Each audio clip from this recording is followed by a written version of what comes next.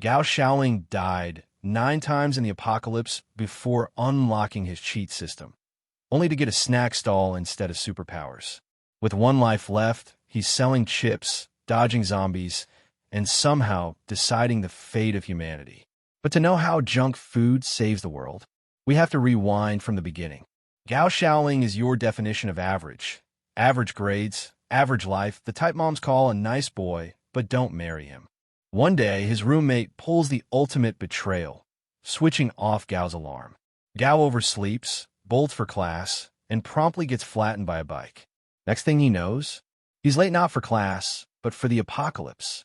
Zombies everywhere, monsters on the loose, survival of the fittest, and Gao didn't even sign up for gym. At first, he thinks maybe he's the chosen one. Hero vibes. Wrong. He dies, and dies again. 9 times. First death, saving survivors, zombie snack. Second, avoids zombies, starves. Third, disguises as zombie, gets shot. Fourth, builds a base, betrayed and stabbed. By death 8, he's hopeless. On his 9th run, Gao joins a military squad. They're ambushed by a giant octopus monster. Everyone flees, except Gao. Too numb to care, he charges, slices off a tentacle, and saves a girl before raiding a convenience store to gorge on snacks. Just when he thinks it's over, a tentacle strikes, darkness. But he wakes up unharmed. No reset. Instead, a creepy voice speaks, System 2333. Finally, after 9 miserable deaths, Gao gets his cheat. The system's excuse for being late? Another dorm system stole its charger. Gao wants to scream, but fine, better late than never. His mission, survive, save the world, earn his way home. The catch? He gets 10 lives. 9 are gone. This is the last. And his first task? Sell snacks. So there he stands, shivering on a ruined street, running a sad little stall. Hours pass. No customers. Finally, Gao snaps, screaming at the absurdity, only to draw the attention of nearby zombies. Forget the snacks. Gao might be the snack. Zombies are chasing Gao like it's their 9 to 5. The system, useless as ever, asks why he's running. Gao nearly chokes. Standing still would just mean buffet time. Then it hits him. He's a system user now. Powers, speed, strength, right? Wrong. The status screen is blank. Strength, 0. Speed, 0. Storage, locked. Intelligence, a measly 2 points. The only thing unlocked? A pathetic 2 square meter stall. Gao wants to cry. The system explains upgrades require missions. While Gao's groaning about brain-only mode, a zombie lunges. He bolts again, cursing the world's worst cheat, until he realizes that ragged cloth he saw earlier wasn't trash. It was the stall.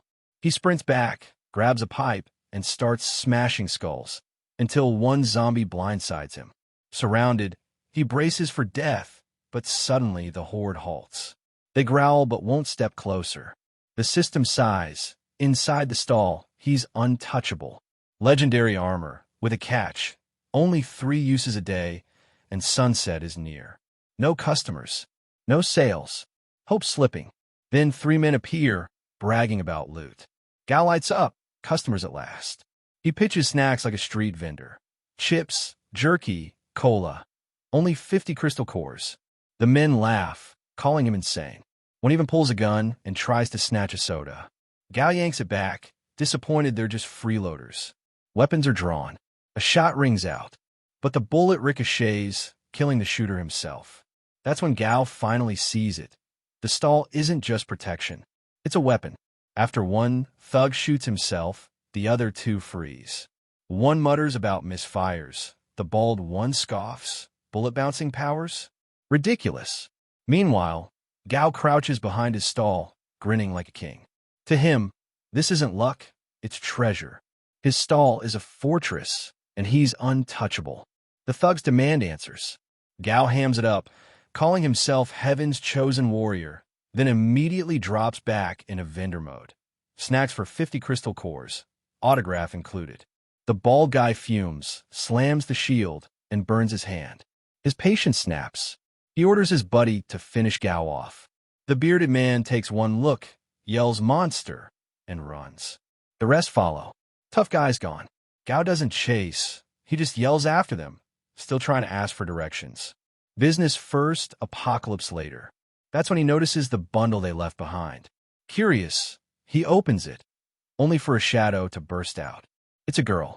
Pretty, delicate, almost doll-like. Until she lunges. Not a damsel, a zombie. And this one comes with sprint mode. Panicked, Gao dodges, hurls a magazine, and bolts for the stall. Bad news. The shield's already spent. She corners him, eyes glowing hunger. Snacks spill everywhere. In desperation, he throws food at her, chips, candy, dried squid.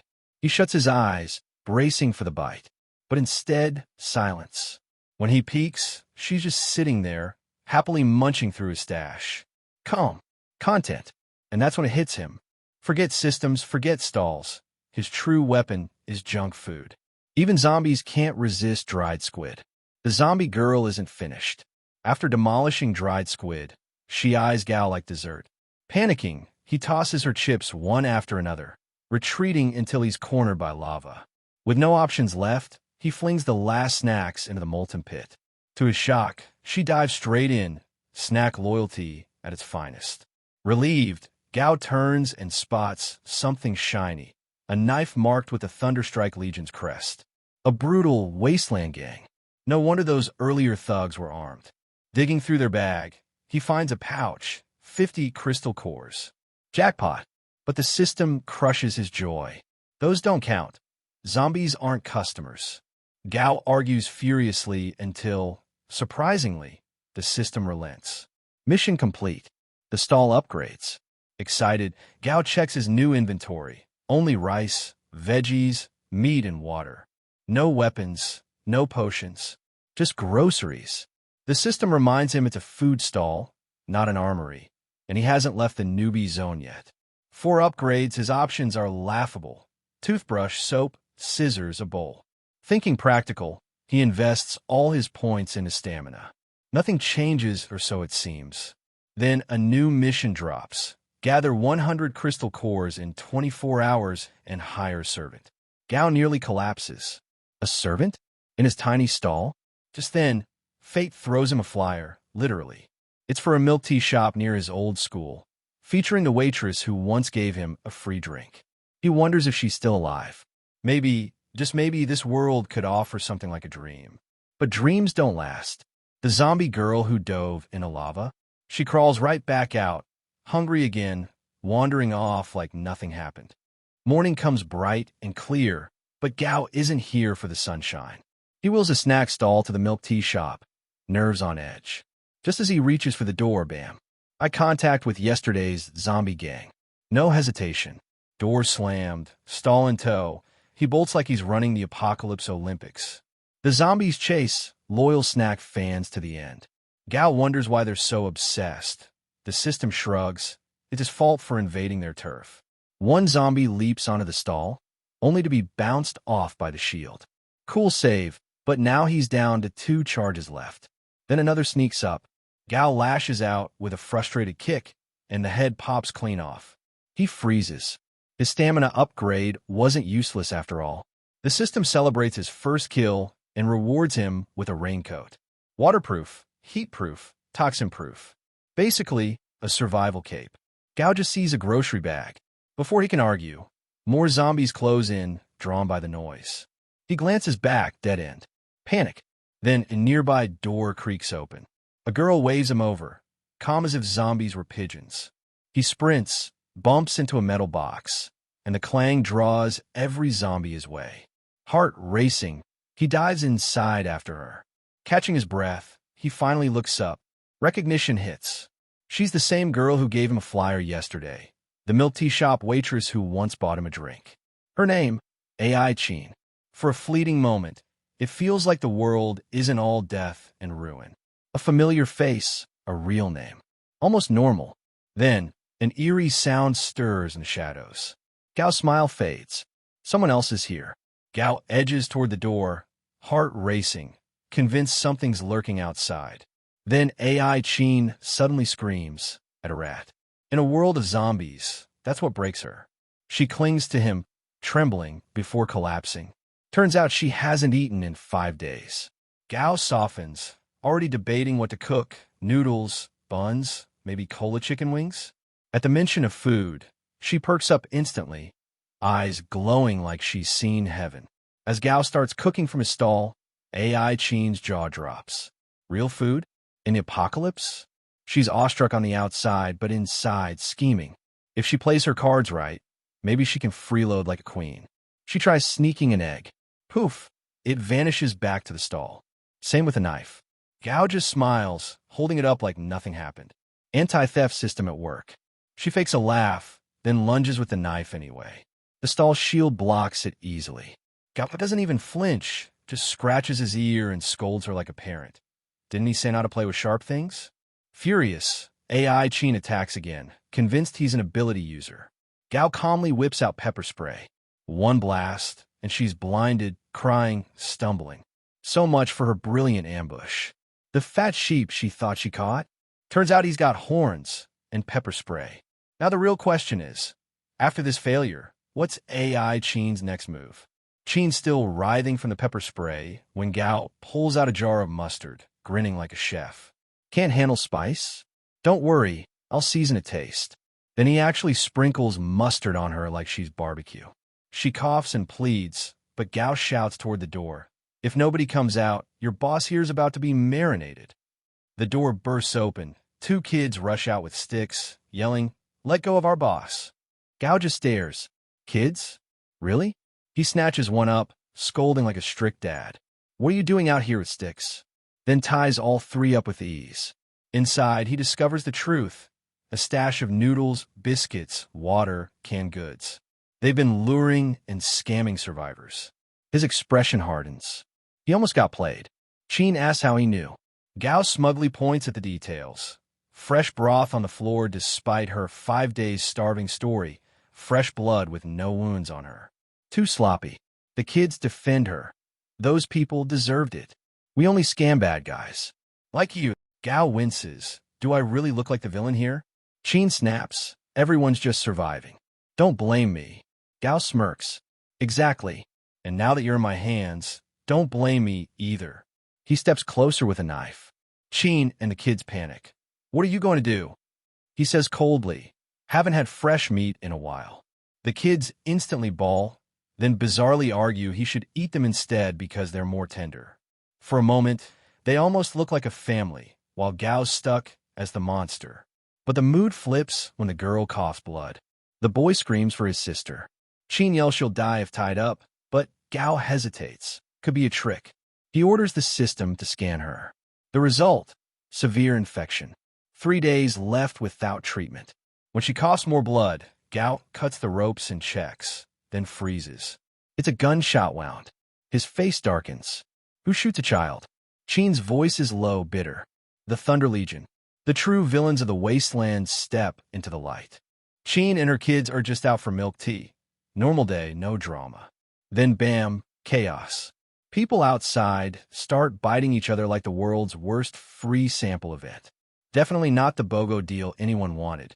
Chen instantly locks the shop doors. Pro move. Right before the news confirms it. Zombie outbreak. Stay inside or else. At first, everyone stuck inside plays nice, sharing food, keeping hope alive. But hey, this isn't summer camp. It's the apocalypse. Things go downhill fast. One guy in particular, absolute villain. He takes her food, then tries to snatch a sick little girl's portion, claiming she's too small to need it. Translation, certified jerk. Her mom begs him to stop, but he just shrugs, says she won't last long anyway, so why waste food? That's when the girl's brother snaps. Kid goes feral and bites him out of pure rage. The man flips out, grabs the boy, and mutters about killing him. Like this is the kind of guy the apocalypse spared. Thankfully, Chen dives in and pulls the boy away, just in time. And just when things can't get worse, enter the Thunder Legion. A massive truck crashes through the shop, and out comes a gang of rough-looking guys. Not here to save anyone. Nope, they demand food. The cowardly man instantly points at Chen, selling her out as the shop owner. One of the Legion creeps even licks his lips, eyeing her like she's on the menu. Gross doesn't even cover it. Chen grabs the boy and his mom, ready to escape, while the others in the shop get harassed. But before she can fight back, gunshot. The sick little girl steps in front of Chin and takes the bullet. She collapses, bleeding, as the whole room freezes. The Legion leader? He doesn't care about her. He's furious that the shot might attract zombies. His solution? Shoot another random woman just to shut her up, then bark out orders. Take everything, leave no one behind. The Thunder Legion keeps proving they're the worst. They start firing inside the tea shop, killing people like it's nothing.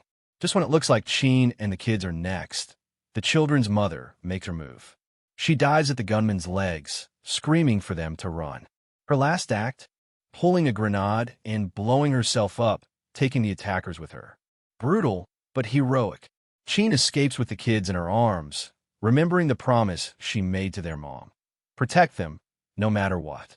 But Xiaoling's condition is getting worse, and even her sister looks hopeless. Honestly, the apocalypse really knows how to kick you when you're down. Meanwhile, Gao's not exactly touched by the tragedy. He remembers these kids once tried to kill him, so he's not buying the sad puppy act. Still, he admits carrying kids in the apocalypse is a nightmare, and Chin isn't weak for keeping them alive this long. He asks his system if there's any medicine. The system says yes, but he's not high-level enough to unlock it. Gao complains, tries to sweet-talk his way into an upgrade. The system isn't having it. Nice try, buddy. No cheat codes for you. But there's a loophole. The food he cooks can heal people. Now that's more like it. Without wasting time, he whips up his childhood favorite, egg waffles, and gives one to Xiaoling. One bite in, and she's bouncing like nothing happened. Fever gone, wounds healing. Chin and Gao double-check, and yep, it's legit. Chin stares at him, impressed, and asks if he's an ability user. Gao plays it cool and says if she wants Xiaoling fully healed, she'll need to keep eating his food. But next time it's not free. Chin doesn't blink. She offers all the food in the room. But Gao has other plans. He smirks and says what he really wants is her. Cue the kids, absolutely losing it. They jump to her defense, calling him a creep and vowing to protect their boss. Respect the loyalty, but these two are ready to throw hands over egg waffles. Trying to diffuse the tension, Gao offers them a deal. Join his snack stall. Free food, shelter, safety, package deal. The kids aren't sold, but Chin sees the logic. She agrees, but only if the kids stay with her. That's when Gao starts second-guessing himself. Did he just trade food for a whole family? Too late, Chin whips out an actual contract. While they're tugging over the paper, someone hurls something inside.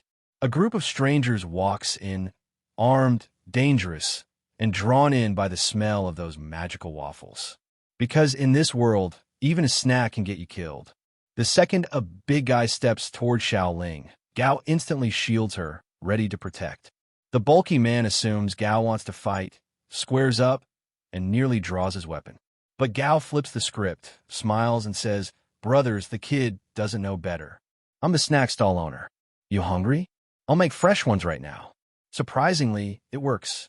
The big guy isn't exactly the brightest, and he turns to his boss like, "Boss, I want some." The leader studies Gao, then asks dead serious, "How much for these egg waffles?" Gao sizes up their clothes, realizes these guys have money, or rather crystal cores, and decides to cash in. He names his price, 10 crystal cores per waffle. The leader's jaw drops. What? Are they made of gold? But Gao doesn't flinch. Food in the apocalypse costs lives. This price is already cheap. Translation, inflation, but make it deadly. Shocked, but curious, the leader orders 10 waffles anyway. His muscle-bound buddy threatens Gao, saying if they taste bad, he'll smash him in a cart. Gao mutters under his breath, "Doesn't matter what you think." Oops, leader hears it, and tension spikes. That's when Ai Chen steps in like a pro. She tugs the leader's sleeve, smiles sweetly, and says, "Don't mind him, my boss just talks straight." Wow, big brother, your chest muscles, you must be amazing at killing zombies. The leader stammers, totally flustered. His men look at him like, "Seriously? Our scary boss is short-circuiting because of a pretty face." Chen smooths it over, invites them inside, and Gao gets cooking. Soon the whole group is eating hot, fluffy egg waffles, and the second they taste them, their eyes go wide. Memories of their childhood come rushing back. The leader praises Gao's skills and pays up without hesitation. Then he asks the golden question, besides waffles, can you make other food? Gao rattles off a full menu: fried chicken, hot pot, grilled squid, sausages, pancakes, tofu pudding, even soda and beer. The leader waves his hand, drooling, give me 10 of each. Gao frowns. I only have flour and eggs right now. I need more ingredients. The leader grins. That's easy. Tell me what you need. I can get anything. Qin whispers to Gao. These guys might be post-apocalypse traders. If they supply ingredients, they won't have to risk scavenging anymore. So Gao and Qin pitch the leader a long-term partnership. But before anything's decided, one of the men suddenly asks about Ahu. The leader nods. He left people to find him. Right then, screeching tires sound outside. A man rushes in, panicked. Boss, bad news. Ahu and the others got hurt. The injured crew is dragged inside, and Gao freezes. He knows these faces. They're the same 3 he ran into yesterday. And if they recognize him now, things are about to get messy.